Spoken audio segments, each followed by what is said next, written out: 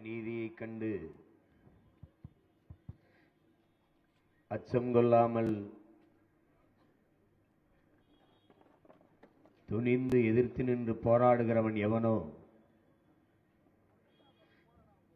அவனே உண்மையான ஜிகாத் என்று நபிகள் நாயகம் சொன்னதற்கேற்ப அநீதிக்கு எதிராக, அடக்குமுறைக்கு எதிராக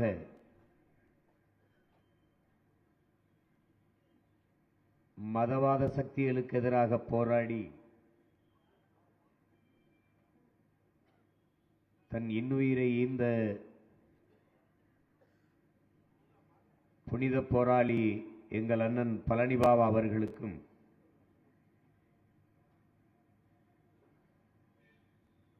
ஈழத்தாயகத்தில் நம்முயிர் சொந்தங்கள் கொன்றொழிக்கப்பட்ட போது சகித்துக் கொண்டிருக்க முடியாமல் நமக்கெல்லாம் உணர்வு சூடேற்ற தன் உடலிலே நெருப்பை கொட்டி வீரச்சாவை தழுவிக்கொண்ட வீர தமிழ் மகன் முத்துக்குமார் அவர்களுக்கும் என்னுடைய வீர வணக்கத்தை செலுத்துகிறேன்.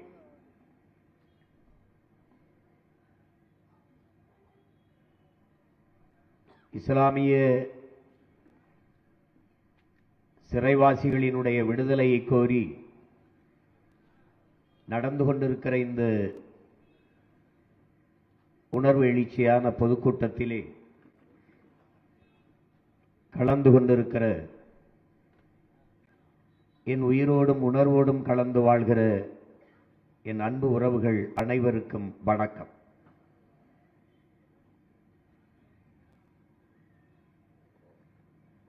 இங்கே பேசிய என்னுடைய அண்ணன் தடா ரஹீம் அவர்களோட குறிப்பிட்டார்கள்,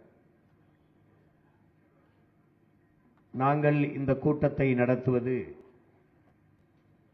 தேர்தல் நேரத்தில் என் மக்களினுடைய வாக்கை பெறுவதற்கு என்று. எல்லோரும் கேள்வி எழுப்புகிறார்கள், கேலி பேசுகிறார்கள் என்று பதிவு செய்தார்கள்.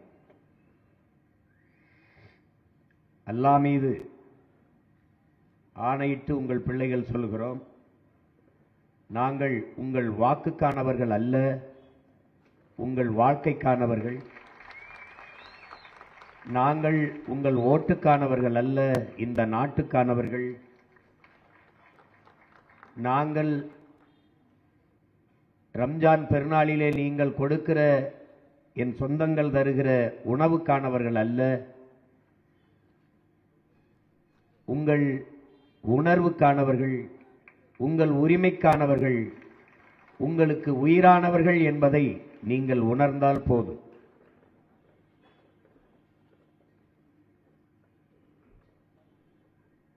இது எப்பவோ நடந்திருக்க வேண்டிய ஒரு கூட்டம். தொடர்ச்சியாக இஸ்லாமிய சிறை கைதிகளின் சிறைவாசிகளுடைய விடுதலை வலியுறுத்தி பல கூட்டங்களை நடத்தினோம்.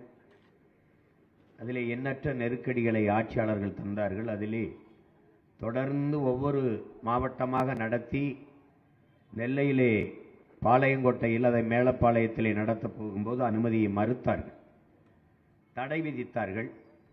அதற்கு காரணம் சொன்னார்கள், ஆர்எஸ்எஸும் கூட்டத்திற்கு நேரம் கேட்கும் என்றார்கள். அவர்களுக்கும் கொடுங்கள், எங்களுக்கும் கொடுங்கள் என்று கூட நாங்கள் வாதிட்டோம். ஆனால் அது தொடர்ச்சியாக மறுத்துவிட்டார்கள். அப்போது எங்களுடைய அழுத்தத்திற்காக போடப்பட்டதான் ஆதிநாதன் குழு என்பதை அறிவார்ந்த தமிழ் சமூக மக்கள் அறிவீர்கள். இப்போது இது என்றோ நடந்திருக்க வேண்டிய கூட்டம். மதுரையிலே நான் சென்று என் அண்ணன் தடா ரஹீம் அவர்களில் நாங்கள் எல்லாம் சேர்ந்து போய் அன்பிற்கினிய தம்பி போலீஸ் பக்ருதீன், பன்னா இஸ்மாயில் அவர்களுடைய குடும்பத்தினராம் சந்தித்தோம். அது ஆவணத்திலே வருகிறது. அங்கே கூட பெரிய கூட்டமாக போடலாம் என்று நினைத்தோம். திற என்ற இந்த ஆவணப்படத்தை நாங்களே பேசிக்கொண்டிருப்பது சரியாக இருக்காது. அதில் பாதிக்கப்பட்ட என் இன சொந்தங்கள், என் அன்பு தங்கைகள், எங்கள் உறவுகள் பேசினால்தான் ஏனால் உங்களுக்கு எங்கள் மொழி புரியவில்லை, அவர்களுக்கு கண்ணீரும் அந்த கதறலுமாவது உங்களுக்கு புரியுமா என்ற நோக்கில் தான் இந்த ஆவணப்படத்தை நான் எடுத்தோம். ஏனால் பன்னெடுங்காலமாக துயரங்களை தூக்கிச் சுமக்கிற தமிழ் சமூகத்தின் பிள்ளைகள் எங்களுக்கு வேறு வழியே இல்லாதனால்தான் அதை என்னுடைய தம்பி முரளி அவர்கள் எடுத்து கொண்டு வந்தார்கள். அது பெரும் பணி. அதை குறுகிய காலத்தில் கொண்டு வர முடியவில்லை. அதற்காகத்தான் இன்னும் அது ஒரு அரை மணி நேரம் கூடுதலாக ஓடக்கூடிய இது ஒரு ஆவணம். இது பொதுக்கூட்டத்தில் இவ்வளவு நேரம் காட்ட முடியாது என்பது தெரிந்தும் பாருங்க, இப்போ எனக்கு பேச நேரம் இல்லை, ஆனால் எல்லாவற்றையும் இந்த ஆவணப்படம் உங்களுக்கு உணர்த்தி விட்டது. நான் தினம் பேசுகிற ஒரு மகன்தான். இந்த ஆவணப்படத்தை ஒரு திரையிட்டு காட்டி ஒரு பெரிய வெளியீடாக வைத்து அறிவார்ந்த தமிழ் சமூகத்திற்கு நம் இன சொந்தங்கள் படுகிற துயரத்தை கொண்டு போய் சேர்க்க வேண்டும் என்பது என்னுடைய விருப்பம். ஈழத்தில் என்ன நடந்தது என்பது லட்சக்கணக்கான நமது இன மக்கள் செத்து மடிந்த போதும் என்ன நடந்தது என்பதை தெரியாத ஒரு கூட்டமாக இருந்தீர்கள். இப்போது நம்மிடையே ரத்தமும் சதையுமாக நம் இன சொந்தங்கள் படுகிற துயரம், கவலை, கண்ணீர் எதுவும் அறியாமல் இன்றும் நகர்ந்து போய்கொண்டுதான் இருக்கிறோம். ஆனால் என் அன்பு சொந்தங்களை ஒன்றை மட்டும் உறுதியாக சொல்கிறேன், இதையெல்லாம் செய்வது நீங்கள் என்னோடு நிற்பீர்கள் என்பதற்காக அல்ல, நாங்கள் உங்களோடு நிற்கிறோம் என்பதை சொல்வதற்காகத்தான் இந்த கூட்டம். நீங்கள் வாக்கை போடுங்கள், போடாது போங்கள், அதை பற்றி எனக்கு கவலை இல்லை. ஆனால் என் பிறவி கடமையை நான் செய்கிறேன், நாங்கள் செய்கிறோம். எனக்கு முன்பு செய்தார்களா? செய்தார்கள், எண்ணற்ற பேர் செய்தார்கள். அதில் ஒருவன் தான் எங்களை போன்ற பிள்ளைகளால் போற்றப்படுகிற புனித போராளி எங்கள் உயிர் அண்ணன் பழனி பாபா அவர். இஸ்லாத்தை ஏற்றுக்கொண்டிருக்கிற என் உயிர் சொந்தங்களுக்கு அவனை போல ஒரு தலைவன் இனி பிறக்கப் போவதும் இல்லை, பிறந்ததும் இல்லை. இந்த சமூகத்திற்காக தொண்டாற்றுவதற்காகவே திருமணம் செய்து கொள்ளாது, தன்னுடைய சொத்துக்களை எல்லாம் 3000-4000 ஏக்கர் தோட்டம், எல்லா சொத்துக்களையும் எல்லா வருவாயும் தன் சமூக மக்களுக்காக செலவிட்டவன்.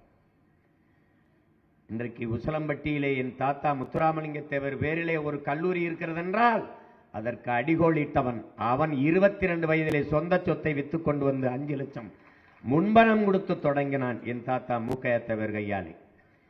அவருக்கு பழனி பாபா என்று பெயர் வைத்தவன் எங்கள் தாத்தா மூக்கையா தேவர். பாபா பாபா என்று அழைத்து பழனியிலே பிறந்ததால் பழனி பாபா என்று செல்லமாக அழைத்தது அவர்தான். அதுதான் இன்று தமிழ் கூறும் நல்லுலக என் சொந்தங்களால் எல்லோராலும் அன்பாக அழைக்கப்படுவது அந்த பெயர் தான். அப்படிப்பட்ட ஒரு மனிதன், இன்னொரு மகன் இந்த தமிழ் சமூகத்துக்கு இனி கிடைக்க போறது இல்லை. மதவாதத்திற்கு எதிராக நாங்கள் என்று பேசிக் கொண்டிருக்கிற இந்த ஆட்சியாளர்கள் அந்த மதவாதத்திற்கு எதிராக போராடி அதே மதவாத சக்திகளால் கொல்லப்பட்ட ஒரு புனிதனுக்கு ஒரு வணக்கம் செலுத்தியதில்லை இதுவரை. ஆனாலும் என் மக்கள் அவரே எங்களுக்கு கற்பித்திருக்கிறார். பாவம் இந்த மக்கள், எவனாவது ஒருவன் வந்து அன்பாக 2 வார்த்தை பேசிவிட்டால் அவனையே தலைவன் என்று நம்பிக்கொண்டு பின் சென்று விடுவார்கள் என்று அவரே சொல்லியிருக்கிறார். அதனால் என் மக்களுக்கு நாங்கள் செய்ய வேண்டிய கடமையை சரியாக செய்கிறோம். ஏனென்றால் ஓசோ சொல்லுகிறான், ஒவ்வொரு நாளையும் நீ அறுவடைக்கான நாளாக கருதாதே, விதைப்பதற்காக நாளாக கருது என்று. நாங்கள் விதைத்துக் கொண்டே செல்கிறோம். என்றாவது ஒரு நாள் நாங்கள் அறுவடை செய்வோம். இல்லை என்றால் எங்கள் தலைமுறை, அடுத்த தலைமுறை அறுவடை செய்யும்.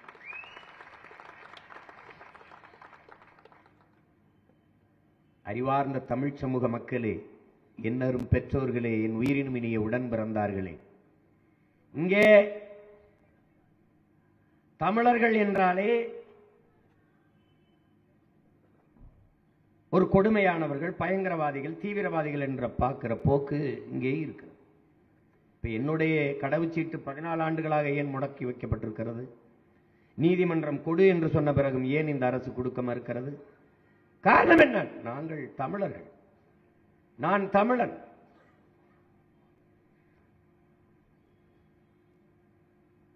ஈழத்தாயகத்தில் நம் மக்கள் எதற்காக கொல்லப்பட்டார்கள்? இந்த மொழியை பேசியதான். பிஞ்சு குழந்தைகள் கரிக்கட்டாக விழுந்தார்களே, நாம் என்ன மொழி பேசுவோம் என்று தெரியாத பிறந்த குழந்தைகள் எல்லாம் செத்து மடிந்தார்களே. காரணம் என்ன? இந்த இனத்தில் பிறந்ததால். அதனாலேயே இங்கு இஸ்லாத்தை, இஸ்லாமிய மார்க்கத்தை ஏற்றுக்கொண்டதாலேயே என் மக்கள் இந்த மண்ணிலே அளப்பரிய துன்பத்தையும் துயரத்தையும் தூக்கி சுமக்கிறார்கள். தாங்க முடியாத கொடுமைகளை அனுபவிக்கிறார்கள். இன்னொரு நிலையத்திலே தமிழன் என்றால் ஒரு சோதனை, இஸ்லாமியன் என்றால் ஒரு சோதனை. இதை அனுபவித்து பார்த்தவர்களுக்குத்தான் தெரியும். நான் அனுபவித்தவன் என்கிற முறையில் சொல்லுகிறேன். விடுதலை என்ற சொல்லிற்கு யாருக்கு பொருள் புரியும்? அடிமை நிலையிலிருந்து அடக்கப்பட்டு ஒடுக்கப்பட்டு பன்னெடுங்காலமாக வீழ்த்தப்பட்ட ஒரு மகனுக்குத்தான் விடுதலை, சுதந்திரம் என்ற சொல்லின் பொருள் புரியும். அதனால் தான் கால் நூற்றாண்டுகளாக சிறை கொட்டடியிலே வாடுகிற என் உயிர் இஸ்லாமிய சொந்தங்களின் விடுதலைக்காக விடுதலை செய் என்ற முழக்கத்தை முன்வைத்து இந்த நிலத்திலே நாங்கள் தொடர்ச்சியாக போராடி வருகிறோம். அவர்கள் செய்யவில்லை என்றால், மக்களின் பிரச்சனைகளை அரசு கையில் எடுக்காத போது மக்களுக்கு இருக்கிற கடைசி வாய்ப்பு அதே அதிகாரத்தை, அதே அரசை மக்கள் கையில் எடுப்பதுதான். ஒரு நாள் இந்த அதிகாரத்தை நாங்கள் கையில் எடுப்போம், எம் மக்களை விடுதலை செய்வோம். இவர்கள் ஏமாற்றுக்காரர்கள். என் மக்கள் இன்னும் நம்பிக்கொண்டலைகிறார்கள். அற்ப வாக்குக்கு அலைவார்கள். உங்களையும் என்னையும் ஒரு உயிராக மதிக்க மாட்டார்கள். இது அல்லாமைதானே. அவர்களுக்கு நமது உரிமையோ உணர்வோ உயிரோ முக்கியம் அல்ல, நமது ஓட்டு மட்டும்தான். ஏன் இந்த உலமாக்களை போன ஆண்டு கூட்டி மாநாடு போடவில்லை? 16 இடத்தில் இருக்கிறது. ஏன் அண்ணா, எங்க அண்ணா தடாராங்க, ஏன் போன ஆண்டு போடவில்லை? அதற்கு முந்தைய ஆண்டு போடவில்லை? ஏன் இப்போது நடக்கிறது? ஏனென்றால் இந்த அடுத்த மாதம் தேர்தல் வர இருக்கிறது. அதனால்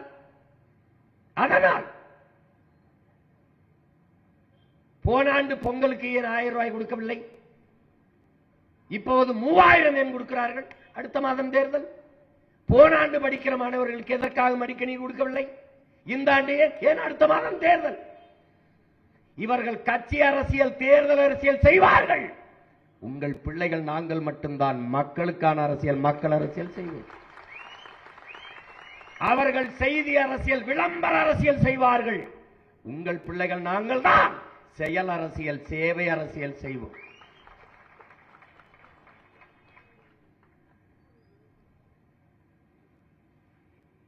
எல்லா துன்ப துயரங்களில் இருந்து நாம் விடுபட முடியும்.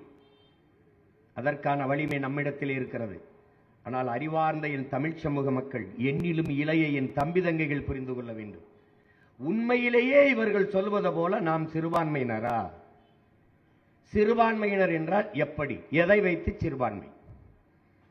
உலகெங்கிலும் வரலாற்றிலே என் உடன் பிறந்தார்களே, உலகெங்கிலும் வரலாற்றிலே ஒவ்வொரு இனத்தையும் மொழி, இன அடிப்படையில் தான் வகுக்கிறார்கள். அப்படித்தான் எந்த நாட்டிலும், எந்த இன வரலாற்றிலும் மதத்தின் அடிப்படையில் மனிதர்களை பகுத்து வகுத்து பார்த்தது இல்லை.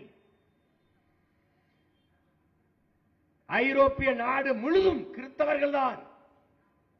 பிறகு எதற்காக அத்தனை நாடுகள்? எதற்கு பிரான்ஸ்? எதற்கு சுவிஸ்? எதற்கு டென்மார்க்? எதற்கு ஜெர்மனி? எதற்கு நார்வே? ஏன்? மொழி வழியே தேசிய இனங்கள், நிலங்கள். I am Christian கிடையாது, I am French, I am British கிடையாது, I am English. மொழி வழிதான் தேசிய இனங்கள், நிலங்கள். இங்கிலாந்திலே இருந்தவன் தானே அயர்லாந்துக்காரன். எதற்காக? 2 பேரும் கிறிஸ்தவன் தான். எதற்காக பிரிந்தான்? நீ இங்கிலீஷ், நான் ஐரிஷ். ஒரே நூல், வேத நூல், பைபிள். இறைமகன் இயேசு ஏற்றுக்கொண்டவன் தானே. பிறகு எதற்காக நாடு? எதற்காக இன்னைக்கு ஸ்காட்லாந்து தனி நாடு கேட்கிறான்? நீ இங்கிலீஷ், நான் ஸ்காட்லாந்து. இந்தியாவிலிருந்து பாகிஸ்தான் பிரிந்ததை ஏன்? மார்க்கம், இஸ்லாம், அதற்கு தனி நாடு. அதுவும் கூட முகமது அலி ஜின்னா கேட்டிருக்க மாட்டார். நாட்டு விடுதலைக்காக எல்லோரும் இணைந்து போராடி கொண்டிருக்கிற போது, மதம், சாதி, மொழி பாகுபாடின்றி இந்தியர்கள் என்று போராடி கொண்டிருக்கும் போது, பொது மேடையிலே ஒரு முறைக்கு இருமுறை காந்தியடிகள் அவர்கள் ஜின்னா அவர்களை பார்த்து, இந்தா நம்மோடு சிறுபான்மை மக்களின் தலைவர் ஜின்னாவும் இருக்கிறார் என்று சொல்லிவிட்டார். அந்த இடத்தில் நாம் எந்த பாகுபாடும் இல்லாத போராடி கொண்டிருக்கிறோம். இவன் 2 முறை நம்மை சிறுபான்மை மக்களின் தலைவர் என்று சொல்லிவிட்டாரே என்று அன்னைக்குத்தான் ஜின்னா சிந்திக்க தொடங்கினார். வெள்ளைக்காரன் ஆட்சி, அந்நியன் ஆட்சியில் இருக்கும் போதே இங்கே மத கலவரம், இந்து இஸ்லாம். அடுத்தவன் ஆட்சியிலேயே நம்மை அடிக்கிறான். அப்ப இவரிடத்திலே அதிகாரம் போனால் நம் மக்கள் பாதுகாப்பாக வாழ்வது கடினம் என்ற முடிவெடுத்த செப்பரேட் பாகிஸ்தான் என்ற முடிவில் உறுதியாக இருந்தால் முகமது அலி ஜின்னா 46 அடைய வேண்டிய விடுதலை ஜின்னாவால் தான் ஓராண்டு தாமதமாச்சு.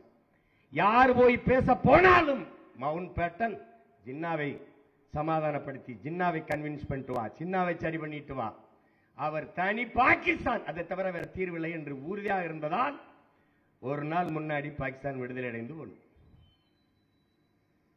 அங்கே போன பிறகு ஒரே மார்க்கம், ஒரே இறை, ஏக இறைவன் அல்லாஹ், ஒரே நூல், நபிகளின் மொழி குர்ஆன், ஒரே வழி, நபிகளின் வழி. பிறகு அதற்கு பங்களாதேஷ் ஜின்னா சொல்கிறார் உருது ஆட்சி மொழி என்றார். டாக்கா பல்கலைக்கழகத்திலே படித்துக் கொண்டிருந்த மாணவர்கள், முஜிபுர் ரஹ்மானும் அவருடைய நண்பர்களும் என் தாய்மொழி வங்க மொழி என்னானது என்றார். கலவரம். ஒரே மார்க்கம், ஒரே இறை, ஒரே வழி, நபிகளின் மொழி வழி. ஆனால் நீ உருது, நான் வங்காளி. இதாண்டா இதாண்டா. நான் இஸ்லாத்தை ஏற்றிருக்கிறேன். அவன் அரேபியன், அவன் உருது, அவன் வங்காளி, அவன் மலையாளி, அவன் தெலுங்கன், அவன் குஜராத்தி, அவன் பீகாரி, நான் தமிழர். தாண்டா கோட்பாடு. உலகெங்கிலும், எனக்கும் உனக்கும் இல்ல, உலகெங்கிலும் வரலாற்றின் வழி இதுதான். இந்தியா இத்தனை மாநிலங்கள் பிரிக்கப்பட்டிருக்கிறது. 29 மாநிலம். எந்த மாநிலம் சாதிக்காக, மதத்துக்காக பிரிக்கப்பட்டதின் உடன் பிறந்தார்களே? மொழி வழியே தேசிய இனங்கள், நிலங்கள். நாங்கள் தமிழர்கள், தமிழ்நாடு. அவர்கள் மலையாளிகள், கேரளா. அவர்கள் தெலுங்கர்கள், ஆந்திரா. அவன் மகாராஷ்டிரா, மராட்டியம், மகாராஷ்டிரா. அறிவு சமூகமே, இந்துதானே. குஜராத்தில் இருப்பவனும், மராட்டியத்தில் இருப்பவனும், மகாராஷ்டிராவில் இருப்பவனும் இந்துதானே. அப்ப ஒரே மாநிலமாக இருக்கும் போது எதற்காக குஜராத்தை தனி மாநிலமாக கேட்டான்? பதிலாற்ற இருக்கு, யாற்ற இருக்கு. ஒரே மாநிலமாக இருந்தது மகாராஷ்டிரமும் குஜராத்தும். எதற்காக பிரிந்தது? நீ மராட்டியன், நான் குஜராத்தி. எங்க இருக்குது மதம்? பங்களாதேஷ், கிழக்கு பாகிஸ்தான், அங்க உருது வங்காள பிரச்சனை. போராடுகிறவன் கிழக்கு பாகிஸ்தான்ல இருந்து போராடுபவன் யார்? வங்காளி. போராடுகிறவன் மார்க்கம் எது? இஸ்லாம். அன்னைக்கு மேற்கு வங்கம், அதே வங்க மொழியை தாய்மொழியாக கொண்டவன் ஒரு மாநிலம். அந்த மாநிலத்தின் முதலமைச்சர் யார்? காங்கிரஸ் கட்சியின் முதலமைச்சர் சித்தார்த்த சங்கரேங்கிற முதலமைச்சர். அன்னைக்கு பிரதமர் யார்? இந்திரா காந்தி. அங்கே போராடி கலவரத்தில் சிக்கி சாபவன் யார்? இஸ்லாமியன். இங்கே ஆட்சியில் இருப்பவன் யார்? இந்து. மேற்கு வங்கத்திலே சித்தார்த்த சங்கரே சொன்னதென்ன? எழுந்து சொன்னார், கிழக்கு பாகிஸ்தானிலே என் இன மக்களை பாகிஸ்தானியர்கள் கொள்கிறார்கள். நீங்கள் ராணுவத்தை அனுப்பி, டியர் மேடம் இந்திரா காந்தி, நீங்கள் ராணுவத்தை அனுப்பி காப்பாற்றவில்லை என்றால் என் காவல்துறை அனுப்பி நான் காப்பாற்றுவேன் என்ற அழைப்பு, அந்த அறைகோல் விடுத்த பிறகு அம்மையார் இந்திரா காந்தி ராணுவத்தை அனுப்பி சண்டையிட்டு கிழக்கு பாகிஸ்தானை பிரித்து அவர்கள் தாய் மொழியிலேயே பங்களாதேசம் என்று நாடை கட்டினார். அப்ப இங்கிருந்தவன் என்ன பார்க்கிறான்? அவன் இஸ்லாம், நாம் இந்து. செத்தால் நமக்கன் என்று நினைக்கவில்லை. அடிபட்டவன் என் இனத்தான் என்று எண்ணினான். அப்படித்தான் சிறையில் இருப்பவன் சீமான் இனத்தான். அதனால இங்க நிற்கிறான்.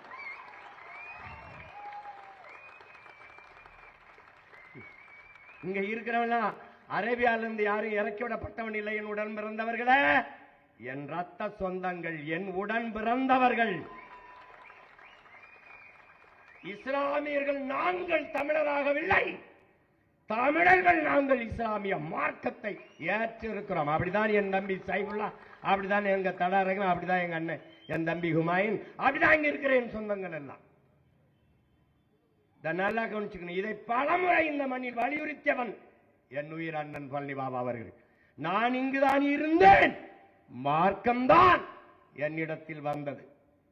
ஏன் இஸ்லாம் not a religion, it's a revolution. ஏன் ரெவல்யூஷன்? எங்க இருக்கிற சாதி அடக்குமுறை, தீண்டாமை, வான்குளமை, கொடைகளை எல்லாம் எதிராக வந்த புரட்சி. எல்லா சமயங்களிலும் ஏற்றதாலும் இருக்கிறது, சாதி இருக்கிறது. ஆனால் இஸ்லாத்தில் சாதி இல்லை, மார்க்கம் மட்டும்தான். இஸ்லாம் இஸ்லாம் தான். கிறிஸ்தவத்தில நாடார் கிறிஸ்தவர், உடையார் கிறிஸ்தவர், முதலியார் கிறிஸ்தவர், பிள்ளை கிறிஸ்தவர், ஆதித்தமிழர் கிறிஸ்தவர், வன்னிய கிறிஸ்தவர், எல்லா கிறிஸ்தவர் இருப்பான். இஸ்லாத்தில் இஸ்லாத்தான் இருப்பான், இஸ்லாமிய மட்டும்தான் இருப்பான். அதனால என்ன? இஸ்லாம் not a religion, it's a revolution. புரட்சி. அது ஒரு மார்க்கம் மட்டுமல்ல, அது தூய வழி, புனிதமான வழி. அதனால் என் மக்கள் ஏற்றார். இந்த வேற்று கிரகத்திலிருந்து இறக்கிவிடப்பட்டவர்கள் அல்ல, என் இன சொந்தங்கள். என்னடா சிறுபான்மை பெரும்பான்மை? சிறுபான்மை மக்களின் பாதுகாவலர் யார்? ஆக சிறுபான்மை, ஆக சிறுபான்மை. நாங்கள் தமிழர்கள் ஒரு தேசிய இனத்தின் மக்கள். உலகெங்கும் 13 கோடி எண்ணிக்கையில் கொண்டு 130 நாடுகளில் பரவி வாழக்கூடிய பேரின மக்கள் நாங்கள். இஸ்லாத்தை ஏற்றிருக்கிறோம். அதனால சின்னதாயிருமா? என்னடா உங்க கோட்பாடு, உங்க பகுப்பு, உங்க வகுப்பு? இந்த பேசிட்டு இறங்கினால என் தம்பி அபுபக்கர், என் தம்பி, நான் தான் அவனுக்கு திருமணம் பண்ணி வச்சேன். என் தம்பி மணந்து இருக்கிறது நீங்க சொல்றதுபடி இந்து பெண். அவன் அந்த நிக்கா முடிக்கிறதுக்கு ஒரு நொடி வரைக்கும் அவன் இந்து பெரும்பான்மை. என் தம்பியை மணந்து அவன் நிக்கா முடிச்ச அடுத்த நொடியில சிறுபான்மை. நான் எந்த செருப்பு வச்சு அவங்களை அடிக்கிறது? எந்த செருப்பு வச்சு அடிக்கிறது அவங்கள? வெறுஞ்செருப்பு பத்தாரா அவங்களுக்கு? விளக்க மாதிரியும் சேர்த்து தான் அடிக்கணும். அயோக்கிய நாய்களா இப்படியே பயங்காட்டி பயங்காட்டி. யாரா சிறுபான்மை? என் அன்பு சகோதரன் ஏஆர் ரஹ்மான் இன்னைக்கு சிறுபான்மை நீ சொல்ற. என் அன்பு தம்பி என் ரஹ்மானுடைய சொந்த அக்கா மகன் என் தம்பி ஜிவி பிரகாஷ் இந்துங்கிற. ஏண்டா தாய் மாமன் சிறுபான்மை, மருமகன் பெரும்பான்மையாடா? எங்க அப்பா இளையராஜா உங்களுக்கு தெரியும் இந்து, சரி இந்து. என் தம்பி யுவன் இப்ப அவன் இஸ்லாத்தை ஏற்றுட்டான். எங்க அப்பா பெரும்பான்மை, என் தம்பி யுவன் சிறுபான்மையாடா? ஏண்டா உங்களுக்கு மூளைன்னு ஒண்ணு இருக்கா இல்லையாடா? மதத்தை வைத்து எந்த மானுடனா உலகம் மதிப்பிடுது? இந்த பயல்களா எந்த வெறி வருதா இல்லையா? இதுல நாங்கள் தான் சிறுபான்மை மக்களின் பாதுகாவலர்கள். சிறுபான்மை மக்களின் பாதுகாப்பு, கிறிஸ்தவ இஸ்லாமிய மக்களின் பாதுகாப்பு, சிறுபான்மை மக்களின் பாதுகாப்பு. அந்த இடத்துல என்ன வைக்கணும்டா உனக்கு ஒரு ஆப்பு. இங்க வாடா. சிறுபான்மை மக்களின் பாதுகாப்பு என்ற சொல்லுகிற இடத்தில் அந்த சொல்லிலே ஒரு மிக கொடிய அச்சுறுத்தலை சொல்லுகிறான். சிறுபான்மை மக்களின் பாதுகாப்பு, சிறுபான்மை மக்களின் பாதுகாப்பு. என்னமோ எங்க அண்ணன் தடாரகம் சொன்ன மாதிரி ஒரு பாதுகாப்பற்ற சூழலில் எங்களை நீ வாழ வச்சிருக்கியா இந்த நாட்டில்? சிறுபான்மை மக்களை எப்படி பாதுகாப்பா கொஞ்சம் சொல்லு. ஸ்பெஷல் போர்ஸ் போடுவியா எங்களுக்கு? இல்ல வீட்டுக்கு 2 வாட்ச்மேன் வைப்பியா? இல்ல நீயே நிப்பியா? எப்படி பாதுகாப்பா சொல்லு. என்ன பாதுகாப்பு எப்படி சொல்லு? சிறுபான்மை மக்களின் பாதுகாப்பு என்பது என்ன? எப்படி? இப்ப என் தம்பி தங்கச்சி எல்லாம் போகும்போது கூட 2 போலீஸ் கூடவே அனுப்பியா? சிறுபான்மை மக்கள் பாதுகாப்பு பைத்தியம். ஒட்டுமொத்த நாட்டு மக்களின் நாட்டு பாதுகாப்பு, ஒட்டுமொத்த நாட்டு மக்களின் பாதுகாப்பு தான் இங்க இருக்கிற கிறிஸ்தவர், இஸ்லாமியர், இந்து, சீக்கியர், பௌத்தர் எல்லாருக்குமான பாதுகாப்பு. அதுல என்ன தனியா சிறுபான்மை மக்களின் பாதுகாப்பு, சிறுபான்மை மக்களின் பாதுகாப்பு. அந்த சொல்லிலே நீ அச்சுறுத்துகிறாய். ஏதோ பிரச்சனை இருக்கு போல இருக்கு, ஏதோ ஆபத்து இருக்கு போல இருக்கு. தம்பி, நீ சிறுபான்மை மக்களின் பாதுகாப்பு இல்ல, இங்க இருக்கிற கிறிஸ்தவ இஸ்லாமிய மக்கள் தான் தொடர்ச்சியாக உனக்கு வாக்கு செலுத்தி பாதுகாத்து வச்சிருக்கான். இவர் 3 விழுக்காடு கொடுப்பாரு, 3.5. இப்ப 5 விழுக்காடு. நீ உட்கார்ந்து இருக்கிற இடம் யாருது? எங்களுக்கு இடஒதுக்கீடு அப்புறம் கொடு. நீங்க இருக்கிற இடத்தை கொடுத்தது யாரு உங்களுக்கு? அது யார்? அது என் ஆத்தால அப்பனும் கொடுத்தது. நீ உட்கார்ந்து இருக்கிற இடம். சும்மா போற போக்குல 3 கொடுக்கறது. ஏன் போன ஆண்டு கொடுக்கறது இந்த 5? அதுக்கு முந்தின ஆண்டு இப்பதான் இறங்கியிருக்கான இஸ்லாமியம் புறான் வேற கிரகத்தில் இருந்து. ஏய், இது ஒண்ணுக்காவது அல்லாமல் ஆணையா சொல்லடா, உங்களை ஒழிப்பேன்டா, உங்களை ஒழிப்பேன். இது ஒண்ணுக்காவது ஒழிப்பேன். இந்த காலங்காலமா என் மக்களை வஞ்சித்து வஞ்சித்து ஏமாத்தி, இந்த பயங்காட்டி இந்த வாக்கை பறிச்சு வசதியா கொளுத்து இந்த அதிகாரத்தில் இருந்து எங்களை வஞ்சித்து விட்டாவாரா, இதுக்காவது உங்களை ஒழிப்பேன். இதே வேலை ஒரு பயங்காட்டுறது. அருமை பெருமக்களே, உண்மையிலேயே நீங்கள் மான தமிழ் மக்கள், வீர தமிழ் மக்கள், நான் ஒண்ணு உங்களுக்கு சொல்லுவேன். பழனி பாபா என்கிறவன் நம்ம உடன் பிறந்தவன், ஒரு வீர மறவன் நம்மில் தோன்றிருக்காங்கிறது உண்மை. நான் உங்களுக்கு சொல்றேன். திமுக தான் இஸ்லாமிய கிறிஸ்தவ மக்களுக்கு பாதுகாப்புனா, அப்ப அல்லாஹ் நமக்கு பாதுகாப்பு இல்லையா? அப்ப இயேசு நமக்கு பாதுகாப்பு இல்லையா? இந்த கருணாநிதி அவர் மகனும் இந்த உதயநிதி தம்பியும் தான் உங்களுக்கு பாதுகாப்பா? அப்ப அல்லாஹ் பாதுகாக்க மாட்டாப்ல, அவர் பாதுகாக்க மாட்டாரு. உலகத்தையே பாதுகாக்கிற அல்லாஹ் உங்களை பாதுகாக்க மாட்டாப்ல, இவங்க தான் பாதுகாக்கணும். அப்படிதானே? சொல்லுங்க. எப்படி? நீ நடக்கும்போது உன் முன் நடக்கிறேன் என்று இயேசு சொன்னது பொய். எப்ப உங்களுக்கு முன்னாடி இயேசு போகல, ஸ்டாலின் தான் போறாப்ல. எப்படி எப்படி எப்படி எடுத்துக்கிறது? இதா எப்படி எடுத்துக்கிறது பாருங்க. ஐய, நான் உங்கள்கிட்ட சொல்லுவேன், எனக்கு நீங்க தயவு செய்து ஓட்டு போட்டுறாதீங்க. உங்களை கெஞ்சி கேட்கிறேன், போட்டுறாதீங்க. எவன் நான் வீர மகன், வீர தமிழன், நான் போர் மரபினன். சார்லஸ் டார்வின் சொல்றான், சர்வைவல் ஆஃப் ஃபிட்டஸ்ட், தகுதி உள்ளவை தப்பி பிழைக்கும்ங்கிறான். தன்னை தற்காத்துக் கொள்ளக்கூட முடியாதவன் வாழ்வதில் அர்த்தம் இல்லைங்கிறான். நாங்கள் வீரர்கள், எங்களை நாங்கள் காத்துக்கொள்ள முடியும். இது என் நாடு, என் நிலம், என் மண், என் உரிமை என்று எண்ணுகிறவன் எவனோ, நாங்கள் தமிழர்கள், அதிலும் வீரர்கள், மானத்திற்காக உயிரை விட்ட மறவர்கள் என்று எண்ணுகிறவன் எவனோ, வீர பரம்பரையில் நான் வந்தவன் என்று நிமிர்கிறவன் எவனோ, அவன் எனக்கு ஓட்டு போட்டா போதும்.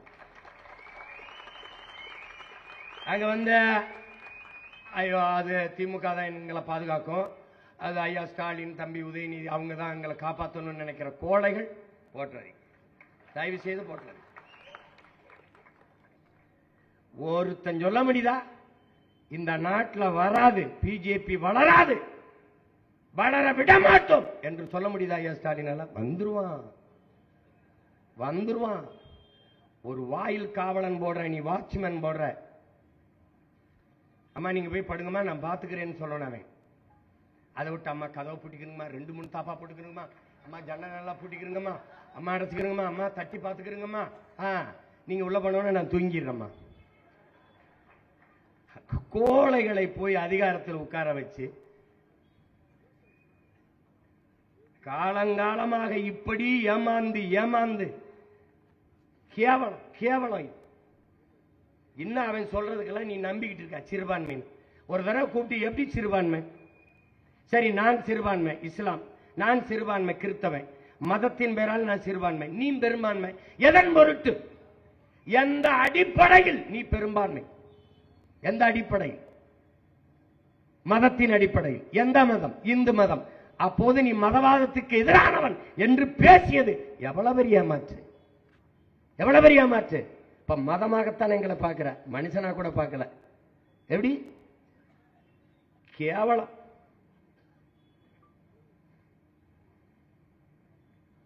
என்ன செய்யறதுன்னு எங்களுக்கும் தெரியல.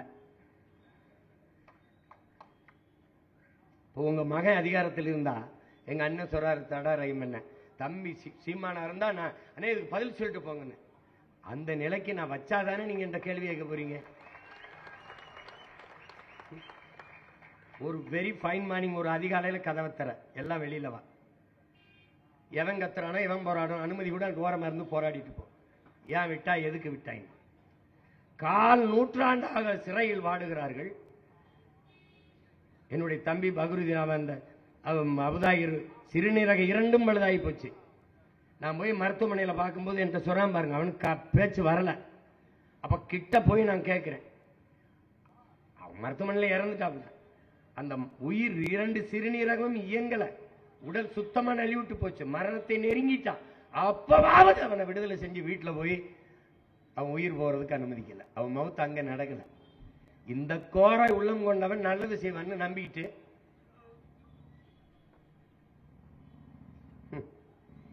உச்ச நீதிமன்றம் எங்களுக்கு உடல் நலிவுற்றுச்சு, நீங்க முன்விடுப்பு கொடுங்க, எங்களுக்கு விடுதலை செய்யுங்கன்னா சரி அது விடுதலை செய்யலாம்னு சொல்லும் போது, அரசுக்கு பரிந்துரைக்கும் போது, அரசு என் தம்பி சொன்ன மாதிரி பதில் மனு தாக்கல் பண்ணுது. எந்த மனநிலையில் உள்ளே சென்றார்களோ அதே மனநிலையில் தான் இன்னும் இருக்கிறார்கள். வெளியில வந்தால் இங்கே இருக்கிற இந்து மத தலைவர்களுக்கு உயிருக்கு ஆபத்து என்று யார் சொல்றார்? இதே இஸ்லாமிய மக்கள், சிறுபான்மை மக்களின் பாதுகாவலர் அரசு தான் சொல்லுது.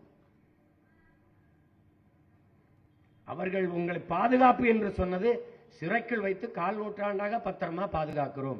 அவர்கள் விடுதலை என்பது செத்து நீங்க உயிர் போற விடுதலை இருக்குல்ல, அந்த விடுதலை தான் அவர்கள் சொல்கிறார்கள். என்றைக்கு நீங்கள் இதை புரிந்து கொண்டு இன்னைக்கு நம்ம மாறுறதுன்னு யோசிச்சு பாரு. எங்களுக்கு வேற வழி இல்லை. எவ்வளவு காலத்துக்கு இதை நீங்க நம்பி சொல்லும்? இவ்வளவுக்கும் புரட்சியில் பூத்த ஒரு மதம், அநீதிக்கு எதிராக நின்ற மதம், ஒரு மார்க்கம் உங்களுக்கு தெரியும். எங்க அண்ணன் தடா ரஹீம் அவர்கள் எது நமக்கான அரசியல்னு ஒரு கூட்டம் போட்டாங்க.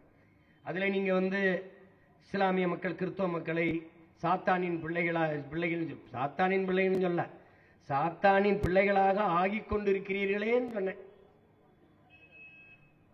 அதுக்கு நான் விளக்கம் கேட்டேன், பதில் உங்ககிட்ட நீங்க உங்க எல்லாத்தையும் கேட்கிறேன், நீங்க சொல்லுங்களேன். சாத்தானின் செயல்கள் எது எது? தீய செயல்கள் ஹராம் எது எது? பைபிளில் சாத்தானின் செயல்கள் என்று எது இருக்குது? சாத்தானின் செயல்கள், தீய செயல்கள் என்று எது குர்ஆன்ல இருக்கு? அதை எல்லாம் இந்த கட்சிகள், ஆட்சிகள் செய்யுதா இல்லையா? அதான் என் கேள்வி. இருக்குதா இல்லையா? மதுக்கடையை திறந்து வச்சு பல லட்சக்கணக்கான பெண்களின் வாழ்க்கையை, தாலி அறுத்து வாழ்க்கையை, பல கோடிக்கணக்கான பல லட்சக்கணக்கான உயிர்களை பறிப்பது ஹராமா இல்லையா? சாத்தானின் செயலையா இல்லையா? சொல்லுங்க. ஹீரா மலையில் இருந்து தானே நபிகள் இறையருள் பெற்றார். அந்த மலையை வெட்டி கல்குவாரின் கொண்டு போறார். 1000 பிரசங்கங்களை, மலை பிரசங்கங்களை சென்றார் இறைமகன் இயேசு. அந்த மலையை வெட்டி கொண்டு போறான். குன்றிருக்கும் இடமெல்லாம் குமரன் இருக்கும் இடமெல்லாம் அந்த மலையை தான் குவாரி மலை மணல்னு நொறுக்கி கொண்டு போறான். ஏன் நீங்க கேட்கல? அது சாத்தானின் செயல் இல்லை. மணலை அள்ளி விற்பது, மலையை நொறுக்கி விற்பது, காடுகளை வெட்டி அழிப்பது, நீரை உறிஞ்சி விற்பது. ஒரு நீர் மனித உயிர்களுக்கு மட்டுமானதா? உலக உயிர்களுக்கு இல்லையா? காக்கைக்கு இல்லையா? கொக்குக்கு இல்லையா? குருவிக்கு இல்லையா? புல்லுக்கு இல்லையா? பூண்டுக்கு இல்லையா? எல்லாவற்றுக்குமான அந்த உயிர் பாலை உறிஞ்சி விற்கிறானே, இதை அனுமதிக்கிறானே, இது ஹராமா இல்லையா? சாராயம் குடிச்சு செத்தவனுக்கு 10 லட்சம் கொடுக்கிற அரசு, இது ஹராமா இல்லையா? நாட்டு பாதுகாப்புக்கு செத்து வந்த ராணுவ வீரனை பார்க்கவே போகலையா அரசு, இது குற்றமா இல்லையா? பிள்ளைகள் படிக்கிற பள்ளிக்கூடத்தை கட்ட துப்புள்ளாத அரசு 100 கோடிக்கு சமாதி கட்டி, புதகுழியை கட்டி, குளிரூட்டி போட்டிருக்க, இது ஹராமா இல்லையா? என் மக்கள் ஆக்கிரமித்தாவிட்டார்கள் என்று புதுக்கோட்டையில அறந்தாங்கியிலே வீட்டை இடிக்குதே, 500 வீட்டை. அதிராம்பட்டணத்திலே இடிக்குதே. அப்ப உலக புகழ் பெற்ற 2வது கடற்கரையை ஆக்கிரமிச்சு சமாதி கட்டியிருக்கே, இது கடற்கரை ஆக்கிரமிப்பு இல்லையா? அதை அவன் இடிப்பான், இவன் இடிப்பான், வருவான் இடிப்பான். இது ஆக்கிரமிப்பு இல்லையா? இது ஹராம் இல்லையா? ஊழல் லஞ்சத்தில் ஊறி திளைக்கிறார்களே, ஊழல் லஞ்சம் பெறுபவனின் மீது இறைவனின் சாபம் உண்டாவதாக என்று நபிகள் சபிக்கிறார்களே. நீங்கள் ஊழல் லஞ்சம் செய்கிறீர்கள் என்று சொல்லவில்லை, ஆனால் செய்கிறவர்களுக்கு துணை நிற்கிறீர்களே, அந்த சாபம் உங்களுக்கு படருமா இல்லையா? வருமா இல்லையா? இவர்கள் ஊழல் லஞ்சம் ஊறி திளைக்கிறார்களா இல்லையா? திளைக்கிறார்களே. கொலை கொள்ளை இந்த நாட்டில் தினந்தோறும் நடக்குதா இல்லையா? சகிக்க முடியாத ஹராம். இதை தொடர்ந்து செய்கிற அதிகாரத்திற்கு நீங்கள் வாக்கு செலுத்தி வலிமை கொடுத்தால் சாத்தானுக்கு செய்யற சேவையா இல்லையா? இது எப்படி? இதுதான் அநீதியை கண்டு அச்சம் இல்லாம எதிர்க்கிறதா?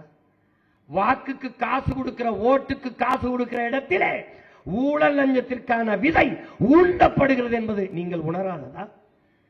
ஒரு தொகுதிக்கு 30 கோடி 20 கோடி முதலீடு செய்பவன் 300 கோடி சம்பாதித்துக் கொள்ளலாம் என்கிற முடிவில் இல்லையா? அது முதலீடா இல்லையா?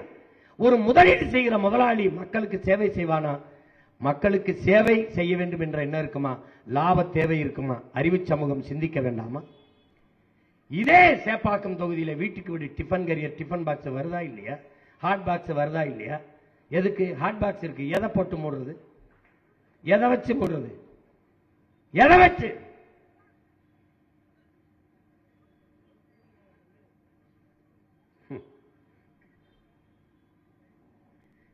அறிவார்ந்த தமிழ் சமூகம், உலகத்திற்கு அறிவை கடன் கொடுத்த ஒரு இனத்தின் மக்கள் நாம். அடிமையாக வாழ்வதை விட சுதந்திரமாக சாவது மேலானது என்று போராடி செத்த இனத்தின் மக்கள் நாம். எதுக்கு இவங்கிட்ட கை கட்டணும்? என்ன நடந்துரும்? என்னமோ ஊரா நாட்டில் போய் வாழ்றீங்களா?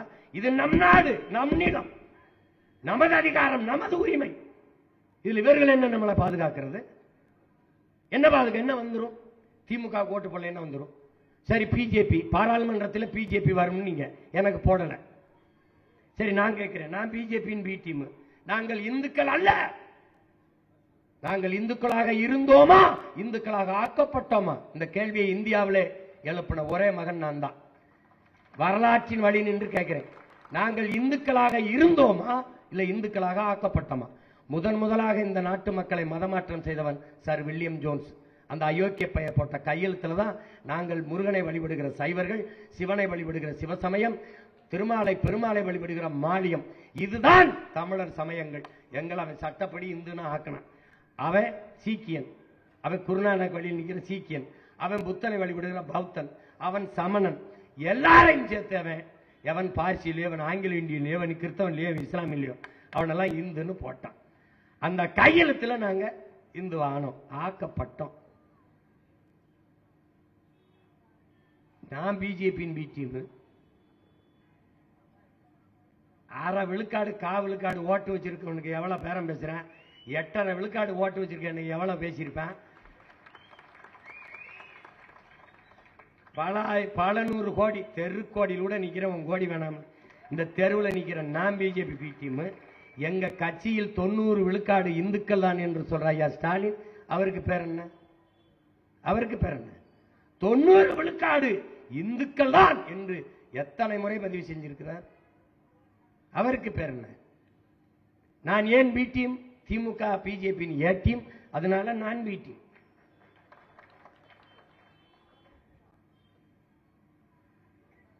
ஒரு ஈடி ரைடு வந்தவன ஓடி போய் வாரேன் மோடின்னு கையை பிடிச்சவரை போயிட்டு நீ பிஜேபி எதிர்க்கிறாரு. ஆபரேஷன் சிந்தூருக்கு முதலாக இந்திய பெருநிலத்திலே ஒரு மாநில முதல்வர் ஆபரேஷன் சிந்தூர் என்ற அந்த போரை ஆதரித்து பேரணி நடத்தின ஒரே முதல்வர் ஐயா ஸ்டாலின் தான். 22 மாநிலத்தில் பிஜேபி ஆளுது, ஒரு மாநில முதல்வர் கூட பாராட்டல, பேரணி போன. இவருக்கு பிறகுதான் டெல்லி முதலமைச்சரே பேரணி போனார், அணிவகுப்பு நடத்தினார். எடுத்த உடனே பேரணி நடத்தினார். ரஷ்யாவில் போய் எங்கள் நாட்டின் பாதுகாப்புக்கு இதை விட வேற வழி இல்லை, ஆபரேஷன் சிந்தூரை தவிர என்று பேசியவர் அம்மையார் கனிமொழி, அனுப்பியவர் ஐயா மோடி. ஒரே ஒரு மகன் தான் கேட்டேன்.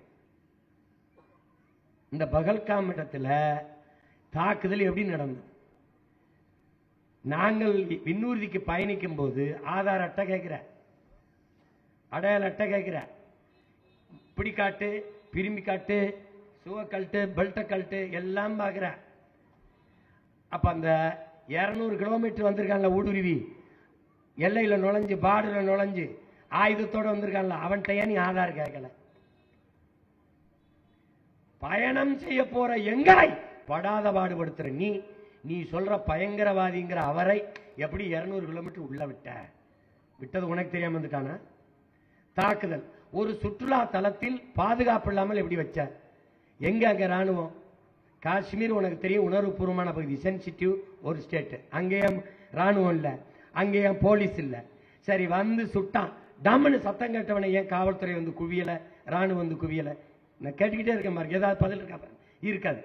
சுட்டு அவன் காணொலி எடுத்து பேசி எல்லாம் தப்பிச்சு வெளியேற வரை ஒரு போலீஸ் கூட அங்க வரல. ஐயா ஏன் உனக்கு தெரியாம எதுவும் நடக்கல? இப்ப நடந்துருச்சு. அதற்கு பிறகு 10 நாள் கழிச்சு ஆபரேஷன் சிந்தூர்னு போறதோடுக்கு காரணம் என்ன? ஏன் அடுத்த நாளே அறிவிக்கல? ஏன் அடுத்த அரை மணி நேரத்தில் அறிவிக்கல? தப்பிச்சு போகும்போது ஏன் தடுத்தவனை பிடிக்கல, சுட்டுக் கொள்ளல? ஏன் கொள்ளல? ஆபரேஷன் சிந்தூர்னு 10 நாள் கழிச்சு அப்பாவி மக்கள் மீது போர் தொடுத்து பச்சிலம் குழந்தைகள் பெண்களை எல்லாம் கொண்டு குவிச்சு இந்த தாக்குதலுக்கு அவனுக்கு ஏதாவது செத்தவனுக்கு ஏதாவது சம்பந்தம் இருக்கா? தாக்குதலில் ஈடுபட்ட வேணா செத்துருக்கானா, கொல்லப்பட்டிருக்கானா? இல்லை. இந்த போரைத்தான் ஆதரிச்சது உங்க திமுக அரசு. அப்ப சிந்து நதியை தடுக்கிறேன் என்று சொன்ன போது இந்திய பெருநிலத்திலே ஒரே ஒரு மகன் மட்டும்தான் எதிர்த்து பேசினேன். இந்த மகன் மட்டும்தான் பேசினேன். நதி என்பது மனிதர்களுக்கு மட்டுமானதல்ல, அது உலக உயிர்களின் உடைமையது, உலக உயிர்களின் பாய். என் தாயின் மார்பிலிருந்து எனக்கு பால், எனக்கு மட்டும். பூமி தாயின் மலை மார்பில் இருந்துகிற பால், அருவி பால், அது உலக உயிர்களுக்கு. அதை தடுக்க உலகத்தில் எந்த கொம்பனுக்கும் உரிமை கிடையாது. அதை ஏன் தடுக்கிற? இந்த தாக்குதலை சம்பந்தப்படாத பல லட்சக்கணக்கான விவசாயிகள் இருக்காங்க, பல லட்சக்கணக்கான மக்கள் இருக்காங்க, பலாயிரக்கணக்கான உயிரினங்களுக்கு, ஆடு மாடு மானு குயில் மயில் எல்லாம், அவற்றுக்கான நீர், அதை யார் தடுக்கிற உரிமை உனக்கு கொடுத்தது? ஒருத்தனும் கேட்கல, நான் மட்டும்தான் கேட்டேன். அப்படியானால் ஒன்று செய், தண்ணீரை விட்டுவிடு. தண்ணீர் குடிக்காமல் ஒரு வாரம் இருக்கலாம். பாகிஸ்தானுக்குள்ள போற காற்றை மறைச்சிரு, ஏன்னா சுவாசிக்காம இருக்க முடியாது. இந்தியாவிலிருந்து காத்து வராதா அப்படின்னு வேணா தடு அப்படின்னு. நீங்க திருப்பி மறுபடியும் திமுகவுக்கு போடுங்க, எங்களை தூக்கி சுடுகாட்டில் போடுங்க, போட்டு விட்டுருங்க. பெத்த பிள்ளைகளை தெருவில் நின்று கத்த விட்டு மறுபடியும் நீங்க போய் இன்னுமா உங்களுக்கு எது சரி தவறுன்னு தெரியல. என்னைக்கு நீங்க மாற போறீங்க சொல்லுங்க? என்னைக்கு, எந்த இடத்துக்கு மாற போறீங்க? எந்த இடத்துல மாற போறீங்க? இவர்கள் இன்றும் நான் சொல்லுவேன், இப்ப நேரம் ஆகி போச்சு, அதனால நிறைய பேச முடியாது. இதெல்லாம் இந்த ஆவணப்படத்தை ஒரு நாள் வெளியிட்டு மிச்சத்தை எல்லாம் வச்சு அங்க நான் பேசிடுறேன். ஆனா ஒண்ணு மட்டும் நான் உறுதி சொல்றேன், நீங்கள் எங்களுக்கு வாக்கு தந்தாலும் தரவில்லை என்றாலும் நாங்கள் உறுதியாக ஒரு நாள் வெல்லுவோம். அன்னைக்கு நான் இந்த பாருங்க, நான் ஒரு சத்தியம் தருகிறேன், ஒரு சத்தியம் தருகிறேன். அன்னைக்கு வந்து இங்கே கண்ணீர் சிந்தி என் தங்கைகள், என் தங்கை முபின், என் தங்கையின் மட்டுமல்ல, இங்கே கண்ணீர் சிந்திய எல்லா என் தங்கையினுடைய கண்ணீரையும் இந்த அண்ணன் துடைப்பேன் என்கிற உறுதியை நான் தருகிறேன். எந்த மக்களின் பிரச்சனைக்கு நாங்கள் நிற்கவில்லை என்று சொல்லுங்கள். இஸ்லாமிய சொந்தங்களுக்கான பிரச்சனைக்கு நிற்கிறோம், அதிலே அவர்கள் வாக்கு. ஆசிரியர் பெருமக்களுக்கு, மருத்துவர்களுக்கு, செவிலியர்களுக்கு, வேளாண்குடி மக்களுக்கு, மீனவர்களுக்கு, துப்புரவு தொழிலாளர்களுக்கு, போக்குவரத்து தொழிலாளிகளின் பழைய ஓய்வூதியத்திற்கு யாருக்காக நிற்கவில்லை? எல்லாருக்காகவும் நிற்கிறோம். நீங்கள் தான் ஒரே ஒரு முறை கூட இந்த பிள்ளைகளுக்காக நிற்கவில்லை என்பதுதான் வரலாற்றில் பெருந்துயரம். எனவே என் அரும் சொந்தங்களே, என் உயிருக்கினிய என் உடன் பிறந்தார்களே, வருகிற தேர்தலை நாம் ஒரு மாறுதலாக பார்ப்போம், மாற்றத்திற்கான ஒரு தேர்தலாக பார்ப்போம். வருகிற 21ஆம் தேதி பிப்ரவரியில் திருச்சியிலே ஒரு மாநாடு, இது மாற்றத்தை விரும்பும் மக்களின் மாநாடு என்று. அது நம் இனத்தின் பெருவிழா, எல்லோரும் கூடுவோம், தமிழ் பேரின பெருவிழா, வென்று வாகை சூடுவோம். நாம் நமக்கான அதிகாரத்தை நாம் நிறுவுவோம். அதிகாரம் மிக வலிமையானது என்கிறார் புரட்சியாளர் அண்ணல் அம்பேத்கர். அதை அடைந்து விட்டால் அனைத்தும் எளிமையானது என்கிறோம் உங்கள் பிள்ளைகள். அந்த அதிகாரத்தை கொண்டு நம் துயர துன்பங்களை துடைத்து எறிவோம். கவலை கொள்ளாதீர்கள். எல்லா சுமைகளையும் எல்லா பாரங்களையும் அல்லாஹ்விடத்தில் ஒப்படைப்போம். ஏக இறைவன் அல்லாஹ் நமக்கு அருள் தருவான். ஆமீன். நன்றி, வணக்கம்.